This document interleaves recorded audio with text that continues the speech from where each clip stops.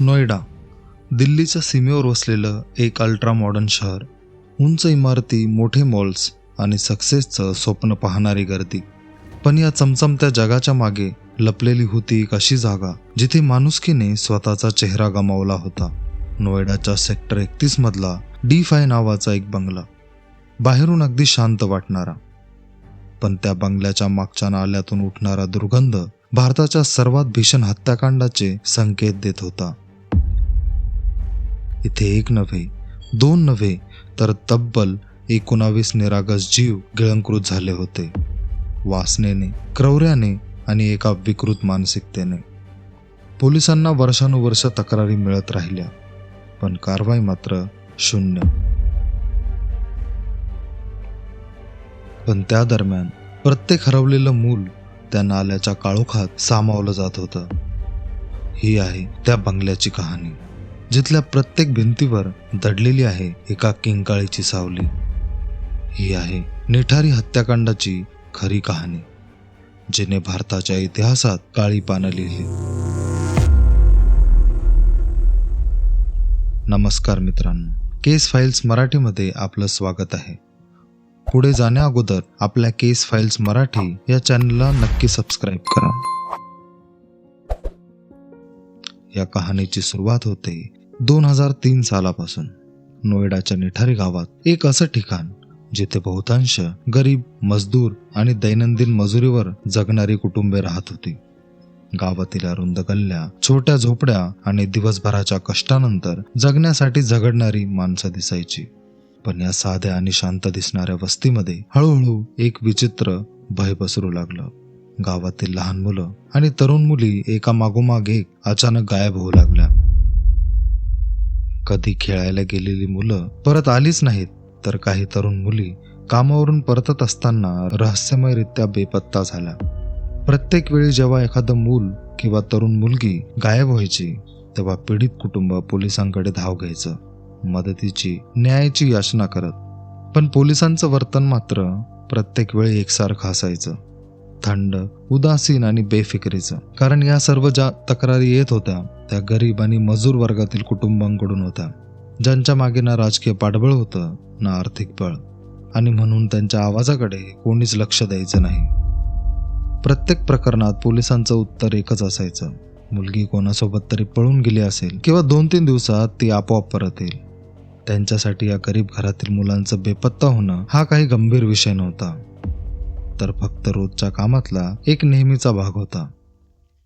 तारीख आली 8 फेब्रुवारी 2005. निठारीतील शांत सकाळ अचानक भयानक बनली, जेव्हा 14 वर्षाची रिंपा हलदार अचानक बेपत्ता झाली. घरच्यांनी तिला सर्वत्र शोधलं, ओळखीच्या प्रत्येक ठिकाणी, गावातल्या प्रत्येक गल्लीबोळात, पण रिंपाचा काहीच मागमूस सापडला नाही. निराश मनाने तिचे वडील मिसिंग कंप्लेंट नोंदवण्यासाठी नोएडा पोलीस स्टेशनला पोहोचले. पण तिथे जाऊन पोलिसांनी त्यांच्या दुःखावर आणखी मीठ चोळलं. तक्रार नोंदवून घेण्यास त्यांनी स्पष्ट नकार दिला. पोलिसांचं सरधोपट उत्तर होतं: रिंपा एखाद्या मुलासोबत पळून गेली असेल आणि ती आपोआप स्वतःहून काही दिवसात परत येईल. पण रिंपाच्या वडिलांचं मन ही गोष्ट मानायला तयार नव्हतं. ते पुन्हा पुन्हा पोलीस स्टेशनचे उंबरे झिजवत राहिले. आपल्या मुलीचा शोध घेण्यासाठी पोलिसांना विनवण्या करत राहिले, पण पोलिसांनी ना तपास सुरू केला, ना कोणतीही चौकशी केली. शेवटी असहाय्य आणि थकून भागलेल्या वडिलांनी रिंपाचा शोध घेणं थांबवलं. यानंतर मार्च 2005 मध्ये निठारी गावात एक विचित्र आणि भयानक घटना घडली. काही लहान मुलं D5 बंगल्याच्या मागे क्रिकेट खेळत होती. खेळताना त्यांचा चेंडू नाल्यात जाऊन पडला. चेंडू आणण्यासाठी एक मुलगा नाल्याजवळ गेला आणि त्याला तिथे एक मोठी चिखलात अडकलेली प्लास्टिकची पिशवी दिसली. त्याने ती पिशवी कुतूहलाने उचलली आणि आत खोलून बघितलं, तर त्या पिशवीमध्ये एक मानवी हाताचा कुजलेला तुकडा होता. हे दृश्य पाहून तिथं उपस्थित सगळी मुलं घाबरून पळून गेली. घरी पोहोचून त्यांनी सगळा प्रकार आपल्या पालकांना सांगितला. एकतर गावात अगोदरच अनेक मुलं मुली या परिसरातून रहस्यमयरित्या बेपत्ता झाल्या होत्या, आणि आता असा हा कुजलेला हात सापडल्याने निठारी गावात भीतीचं आणि संशयाचं वातावरण पसरलं. त्या मुलांच्या पालकांनी आणि इतर गावकऱ्यांनी ती पिशवी घेऊन तत्काळ नोएडा पोलीस स्टेशन गाठलं. पोलिसांनी ती पिशवी तपासली, पण त्यांचं उत्तर पुन्हा एकदा आश्चर्यकारक आणि निष्काळजीपणाचं होतं. पोलिसांचं असं म्हणणं होतं की हा मानवी हात नसून एखाद्या प्राण्याचा अवयव आहे, आणि अशा प्रकारे पोलिसांनी पुन्हा एकदा ही घटना महत्त्वहीन म्हणून दाबून टाकली आणि गावकऱ्यांना परत पाठवलं. पण त्यांना कल्पनाही नव्हती की त्यांनी त्या दिवशी केवळ एका कुजलेल्या अवयवाकडे नाही, तर उघडकीस येऊ घातलेल्या भारताच्या इतिहासातील सर्वात भीषण हत्याकांडांपैकी एका प्रकरणाकडे दुर्लक्ष केलं होतं. या प्रकरणाला खरी वाचा फुटली ती पायल नावाच्या एका 20 वर्षीय तरुणीमुळे. पायल ही 2003च्या पहिले D5 बंगल्यात घरकाम करायची, पण त्यानंतर तिचं लग्न झालं आणि तिने ते काम सोडलं. लग्नाच्या काही वर्षांनंतर ती आता निठारी गावात परत राहायला आली होती आणि आता ती नवीन कामाच्या शोधात होती. तारीख होती 7 मे 2006. पायल घरकाम परत मिळेल या आशेने मोनिंदर सिंग पंधेर यांच्या D5 बंगल्यात कामाबद्दल बोलायला गेली. तिने घरून निघताना ती कुठे जात आहे ही गोष्ट आपल्या घरच्यांना सांगितली होती.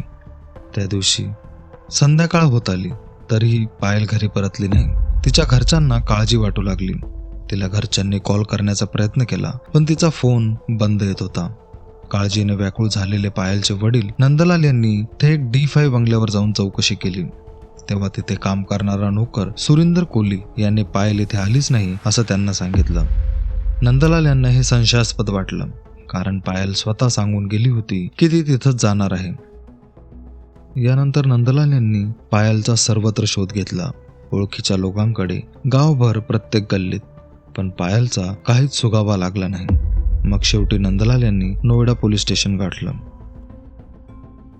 पण ते जेव्हा पोलीस स्टेशनला गेले तेव्हा त्यांनाही तोच अनुभव आला जो इतर पालकांना आला होता. पोलिसांनी तक्रार नोंदवून घ्यायला नकार दिला. आपल्या नेहमीच्या सवयीनुसार पोलिसांनी नंदलाल यांना तेच सांगितलं की तुमची मुलगी कोणासोबत तरी पळून गेली असेल आणि ती 2-4 दिवसात स्वतःहून घरी परत येईल. पोलिसांचं हे असलं उत्तर ऐकून नंदलाल यांच्या मनात संताप आणि वेदना दोन्ही दाटून आल्या. पण नंदलाल हे हार मानणाऱ्यांपैकी नव्हते. त्यांनी थेट नोएडाच्या वरिष्ठ पोलीस अधीक्षकांकडे धाव घेतली आणि घडलेला सर्व प्रकार त्यांना सांगितला. तसंच त्यांनी स्पष्ट संशय व्यक्त केला की पायलच्या बेपत्ता होण्यात D5 बंगल्यातील नोकर सुरिंदर कोलीचा हात असू शकतो. प्रकरणाचं गांभीर्य लक्षात घेऊन SSPंनी पोलिसांना तत्काळ मिसिंग कंप्लेंट दाखल करण्याचे आणि इन्व्हेस्टिगेशन सुरू करण्याचे आदेश दिले. यानंतर पोलिसांनी पायलची मिसिंग कंप्लेंट दाखल करून तपास सुरू केला. पोलिसांनी सर्वप्रथम पायलचे मोबाईल कॉल रेकॉर्ड्स आणि लोकेशन हिस्ट्री तपासली. पायलच्या कॉल रेकॉर्ड्समधून एक धक्कादायक माहिती समोर आली. पायलच्या मोबाईलवर असलेला शेवटचा कॉल D5 बंगल्यामध्ये काम करणाऱ्या सुरिंदर कोलीचा होता आणि तिचं लास्ट लोकेशनही D5 बंगल्याचं होतं. या डिजिटल पुराव्यांच्या आधारे पोलिसांनी चौकशी करण्यासाठी सुरिंदर कोलीला अटक केली. पण चौकशी पूर्ण होण्याच्या आतच सुरिंदर कोलीचा मालक मोनिंदर सिंग पंधेर यांनी त्याला जामिनावर सोडवलं. पोलिसांकडे डिजिटल पुरावे असताना देखील या केसमध्ये सुरिंदर कोली याला जामीन मिळाला तरी कसा, हा एक प्रश्न आजतागायत सुटलेला नाही. कोलीच्या सुटकेनंतर इन्व्हेस्टिगेशन पुन्हा एकदा कोल्ड स्टेजमध्ये गेलं आणि असं वाटलं की हे प्रकरणही इतर अनेक केससारखंच अंधारात हरवेल. पण पायलच्या वडिलांनी धीर सोडला नाही. सगळ्यांचा निष्काळजीपणा आणि दुर्लक्षाच्या वातावरणातही ते आपल्या मुलीसाठी न्याय मिळवण्याच्या निर्धारावर ठाम राहिले. यानंतर त्यांनी थेट न्यायालयाचा दरवाजा ठोठावला. ऑक्टोबर 2006 मध्ये डिस्ट्रिक्ट कोर्टाने या प्रकरणाचं गांभीर्य ओळखत या केसची चौकशी क्राईम ब्रांचकडे सोपवण्याचे आदेश दिले. कोर्टाच्या आदेशानंतर क्राईम ब्रांचने या प्रकरणाचा पुन्हा नव्याने तपास सुरू केला. एक असा तपास जो काही दिवसातच उघड करणार होता भारताच्या इतिहासातील सर्वात भीषण आणि अंगावर काटा आणणाऱ्या सत्याला. पोलिसांना आतापर्यंतच्या तपासात मिळालेल्या सर्व पुराव्यांचा एकच ठसा होता, सुरिंदर कोली आणि D5 बंगला. मग पोलिसांनी रीतसर न्यायालयाकडून परवानगी घेतली आणि D5 बंगल्यावर धाड टाकली. धाडीदरम्यान पोलिसांना जे दृश्य दिसलं ते अंगावर काटा आणणारं होतं. बंगल्याच्या आतून दारूच्या असंख्य बाटल्या, लहान मुलांचे कपडे, तसंच काही मुलींचे पर्स आणि बंद मोबाईल फोन सापडले. हे सगळं पाहून पोलिसही थबकले. कारण या घरात राहत होते फक्त 2च लोक, मोनिंदर सिंग पंधेर आणि सुरिंदर कोहली. तपास पुढे चालू ठेवत पोलिसांनी परिसराची पाहणी केली. तेव्हा त्यांच्या लक्षात आलं की बंगल्याच्या मागच्या नाल्यातून एक असह्य आणि कुजका वास येत होता. नाल्याच्या कडेला काळ्या रंगाच्या अनेक प्लास्टिकच्या पिशव्या पडलेल्या होत्या. पोलिसांनी सावधपणे त्या पिशव्या उचलल्या आणि एक एक करून उघडू लागले. पहिली पिशवी उघडली आणि सर्वांच्या अंगावर शहारे आले, कारण त्या पिशवीत घरातील साधा कचरा नव्हता, तर मानवी शरीराचे तुकडे होते. 29 डिसेंबर 2006 ही तारीख भारताच्या इतिहासात काळ्या अक्षरांनी कोरली गेली. त्या दिवशी पोलीस आणि फॉरेन्सिक टीम JCB घेऊन निठारीतील D5 बंगल्यामागे पोहोचली होती. खोदकाम सुरू झालं आणि काहीच वेळात जे दृश्य त्यांच्या समोर आलं ते पाहून अनुभवी अधिकाऱ्यांच्याही अंगावर काटा आला. नाल्यातून एकामागून एक मानवी कवट्या, हाडं, कुजलेले अवयव, लहान मुलांचे कपडे आणि चपला बाहेर येऊ लागले. तो नाला नव्हता, जणू तो नरकाचा दरवाजाच होता. काही तासातच ही बातमी वाऱ्यासारखी संपूर्ण देशभर पसरली. मीडिया, न्यूज रिपोर्टर्स आणि कॅमेऱ्यांची गर्दी निठारीकडे वळाली. त्या नाल्यातून पोलिसांना एकूण 19 लोकांचे अवशेष सापडले, ज्यात मुख्यत्वे लहान मुलं आणि तरुण मुली यांचे अवयव होते. त्या क्षणापासून निठारी हे नाव कायमच भीती, क्रौर्य आणि असहायतेचं प्रतीक बनलं. हादरलेल्या गर्दीत उभे असलेले नंदलाल यांनी जेव्हा पायलचे कपडे आणि तिचे अवशेष पाहिले, तेव्हा मात्र त्यांच्या डोळ्यातील अश्रूंचा बांध फुटला. पायलला शोधण्याचा त्यांचा संघर्ष अखेर संपला होता, पण त्या शोधाचा शेवट मृत्यूच्या वास्तवात झाला होता. त्यांची मुलगी पायल आता परत कधीच येणार नव्हती. त्या भयानक दृश्याने तिथं उपस्थित असलेल्या प्रत्येकाचं मन हेलावून गेलं. तिथे जमलेला जमावाचा संताप अचानक उफाळून आला आणि त्या जमावाने त्या D5 बंगल्यावर दगडफेक सुरू केली. पोलिसांनी परिस्थिती हाताबाहेर जाऊ नये म्हणून प्रचंड प्रयत्न केले आणि अखेर मोठ्या कष्टाने त्यांनी संतप्त जमावाला शांत केलं. पोलिसांनी त्याच दिवशी बंगल्याचा मालक मोनिंदर सिंग पंधेर आणि सुरिंदर कोहली यांना अटक केली.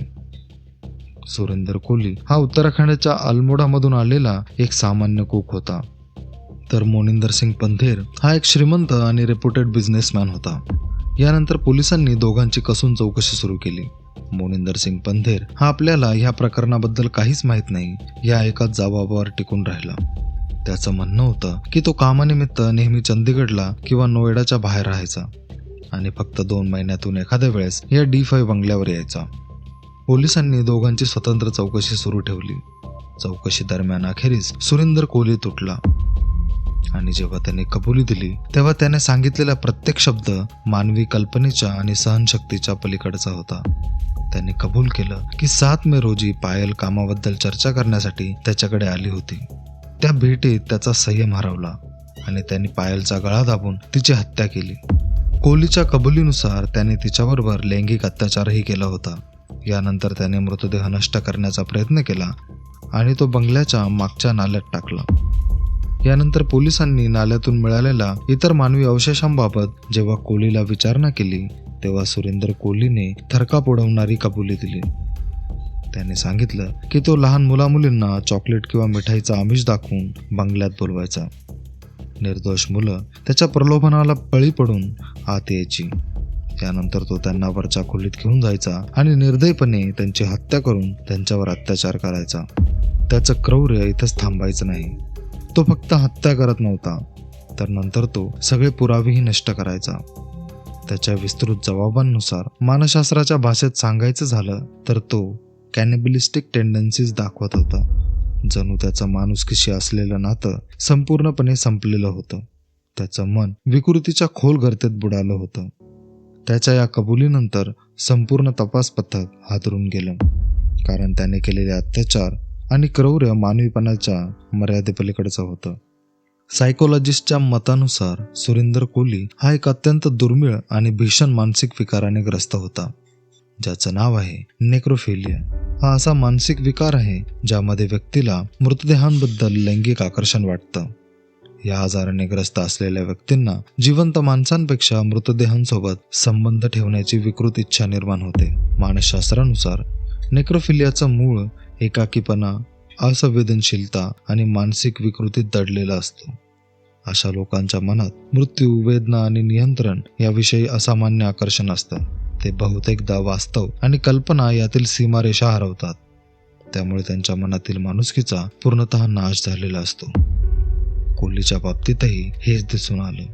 त्याने आपल्या विकृत इच्छांसाठी निरपराध मुलांना बळी बनवलं आणि त्यांच्या मृतदेहांवर अशा कृत्यांची पुनरावृत्ती केली जी मानवतेला लाजवणारी होती. कोहलीच्या म्हणण्यानुसार मोनिंदर सिंग पंधेरला या हत्यांबाबत काहीही माहिती नव्हती, कारण तो कामानिमित्त नेहमी बाहेर असायचा. पण पोलिसांच्या तपासात समोर आलेल्या डिटेल्सनुसार मोनिंदर सिंग पंधेर हा एक अत्यंत व्यसनी आणि लंपट माणूस होता. तो जेव्हा जेव्हा या बंगल्यावर यायचा तेव्हा रोज रात्री तिथं कॉल गर्ल्सची ये-जा असायची. इतक्या हत्या त्याच्या घरात आणि घरामागे होत असताना त्याला याचा साधा सुगावा लागला नाही. या थेअरीवर कोणाचाही विश्वास बसला नाही. या गुन्ह्याची भीषणता लक्षात घेता पोलिसांनी आरोपींवर भारतीय दंड संहितेची अनेक गंभीर कलमे लावली. कलम 302 ही सर्वात महत्वाचं कलम होतं. पीडितांची निर्घृणपणे हत्या केल्याबद्दल सुरिंदर कोहली आणि मोनिंदर सिंग पंधेर या दोघांवरही हे कलम लावण्यात आलं. यानंतर कलम 364 हत्येसाठी अपहरण. पीडितांना, विशेषतः मुलांना फूस लावून किंवा जबरदस्तीने बंगल्यात आणून त्यांची हत्या करण्याच्या उद्देशाने अपहरण केल्याबद्दल हे कलम लावण्यात आलं. यानंतर कलम 376 अत्याचार. पीडित मुली आणि महिलांवर लैंगिक अत्याचार केल्याप्रकरणी विशेषतः सुरिंदर कोहलीवर हे कलम लावण्यात आलं. कलम 201 गुन्ह्याचा पुरावा नष्ट करणे. हत्या आणि अत्याचारानंतर पीडितांचे मृतदेह आणि इतर पुरावे नष्ट करण्याचा प्रयत्न केल्याबद्दल हे कलम दोघांवरही लावण्यात आलं. यानंतर कलम 120B गुन्हेगारी कट रचणे. काही प्रकरणांमध्ये मोनिंदर सिंग पंधेरवर सुरिंदर कोहली सोबत मिळून हत्या आणि इतर गुन्हे करण्याचा कट रचल्याबद्दल हे कलम लावण्यात आलं. यानंतर जानेवारी 2007 मध्ये हे प्रकरण CBI कडे वर्ग करण्यात आलं. CBIने सुरिंदर कोहलीवर नार्को ॲनालिसिस आणि ब्रेन मॅपिंग चाचण्या केल्या, ज्यात त्याने पुन्हा एकदा आपले गुन्हे कबूल केले. CBIने एकूण 19 प्रकरणांपैकी 16 प्रकरणांमध्ये आरोपपत्र दाखल केले, तर 3 प्रकरणांमध्ये पुराव्याअभावी क्लोजर रिपोर्ट सादर केला. 2009 मध्ये रिंपा हलदार हत्या प्रकरणात गाझियाबादच्या विशेष CBI न्यायालयाने हे प्रकरण रेअरेस्ट ऑफ द रेअर मानून सुरिंदर कोहली आणि मोनिंदर सिंग पंधेर या दोघांनाही फाशीची शिक्षा सुनावली. एकामागून एक अनेक प्रकरणांमध्ये विशेष न्यायालयाने सुरिंदर कोहलीला दोषी ठरवून फाशीची शिक्षा सुनावली. एकूण 13 प्रकरणांमध्ये त्याला फाशीची शिक्षा ठोठावण्यात आली होती. यानंतर CBI विशेष न्यायालयाच्या पहिल्या निकालाविरुद्ध मोनिंदर सिंग पंधेरने अलाहाबाद उच्च न्यायालयात अपील केलं. सप्टेंबर 2009 मध्ये उच्च न्यायालयाने रिंपा हलदार प्रकरणात मोनिंदर सिंग पंधेरला पुराव्याअभावी निर्दोषमुक्त केलं. न्यायालयाच्या मते पंधेर घटनेच्या वेळी पंजाबमध्ये होता आणि तो या गुन्ह्यात सामील असल्याचे ठोस पुरावे CBI सादर करू शकली नाही. मात्र उच्च न्यायालयाने अनेक प्रकरणांमध्ये सुरिंदर कोहलीची फाशीची शिक्षा कायम ठेवली. यानंतर सुरिंदर कोहलीने राष्ट्रपतींकडे दयेचा अर्ज म्हणजेच मर्सी पिटिशन दाखल केला, पण तो अर्ज अनेक वर्ष विना निकाली राष्ट्रपतींकडे प्रलंबित राहिला. या अर्जावर निर्णय घेण्यास अनावश्यक विलंब झाल्याच्या कारणावरून जानेवारी 2005 मध्ये अलाहाबाद उच्च न्यायालयाने सुरिंदर कोहलीची फाशीची शिक्षा जन्मठेपेत बदलली. कायद्यानुसार दयेच्या अर्जावर निर्णय घेण्यास अवाजवी उशीर झाल्यास फाशीची शिक्षा कमी केली जाऊ शकते. यानंतर या केसला सर्वात शॉकिंग ट्विस्ट तेव्हा मिळाला जेव्हा 16 ऑक्टोबर 2023 रोजी अलाहाबाद उच्च न्यायालयाने एक धक्कादायक निकाल दिला. अलाहाबाद उच्च न्यायालयाने सॉलिड एव्हिडन्सचा अभाव आणि इन्व्हेस्टिगेशन मधील लूप होल्समुळे सुरिंदर कोहलीला 12 प्रकरणात आणि मोनिंदर पंधेरला 2 प्रकरणात निर्दोष मुक्त केलं. न्यायालयाच्या मते CBI गुन्हे सिद्ध करण्यासाठी ठोस पुरावे आणि चेन ऑफ एव्हिडन्स सादर करू शकले नाही. न्यायालयाने CBIच्या तपासावर आणि पुरावे गोळा करण्याच्या पद्धतीवर अत्यंत कठोर ताशेरे ओढले. या निकालानंतर सुरिंदर कोहली आणि मोनिंदर सिंग पंधेर या दोघांची तुरुंगातून सुटका झाली आणि या निर्णयाने पीडितांच्या कुटुंबियांवर पुन्हा एकदा दुःखाचा डोंगर कोसळला. या निकालामुळे भारतीय न्यायव्यवस्थेतील तपास प्रक्रियेवर गंभीर प्रश्नचिन्ह निर्माण झाले. निठारी हत्याकांड हे केवळ काही कुटुंबांचं दुःख नव्हतं, तर संपूर्ण भारतीय समाजाच्या आणि न्यायसंस्थेच्या अंतःकरणावर उमटलेली एक खोल जखम होती. या प्रकरणाने अनेक गंभीर आणि अस्वस्थ करणारे प्रश्न निर्माण केले. सर्वात महत्त्वाचं म्हणजे पोलिसांनी दाखवलेला उदासीन आणि निष्काळजीपणाचा दृष्टिकोन. गरीब आणि स्थलांतरित कुटुंबांच्या तक्रारींकडे त्यांनी जाणीवपूर्वक दुर्लक्ष केलं. यानंतर देशातील सर्वोच्च तपास यंत्रणा असलेली CBI आरोपींविरुद्ध ठोस आणि निर्णायक पुरावे गोळा करण्यात अपयशी ठरली. आणि सर्वात महत्त्वाचं, जर ही मुलं कोणत्या तरी श्रीमंत वस्तीतील असती तर ही व्यवस्थेने अशीच दिरंगाई आणि दुर्लक्ष केलं असते. आजही निठारी गाव हाऊस ऑफ हॉरर्स या नावाने ओळखलं जातं. जरी सुरेंद्र कोहली आणि मोनिंदर सिंग पंधेर अनेक प्रकरणांतून निर्दोष सुटले असले तरी जनमानसाच्या दृष्टीने ते अपराधाचे प्रतीक बनले आहेत. पण त्या 19 निष्पाप जीवांना आणि त्यांच्या न्यायासाठी आजही लढणाऱ्या कुटुंबियांना खरा न्याय कधी मिळणार हा प्रश्न आजही अनुत्तरितच आहे. या केसबद्दल तुमचं मत आम्हाला कमेंट करून नक्की सांगा. जर तुम्हाला हा व्हिडिओ आवडला असेल तर व्हिडिओला लाईक करा आणि तुमच्या मित्रांसोबत शेअर करा. आणि अशाच खऱ्या क्राईम डॉक्युमेंटरीज पाहण्यासाठी आपल्या केस फाईल्स मराठी या चॅनलला नक्की सबस्क्राईब करा. पुन्हा भेटू एका नवीन आणि रोचक केससह. तोपर्यंत स्वतःची आणि आपल्या परिवाराची काळजी घ्या. सतर्क राहा, सुरक्षित राहा. धन्यवाद.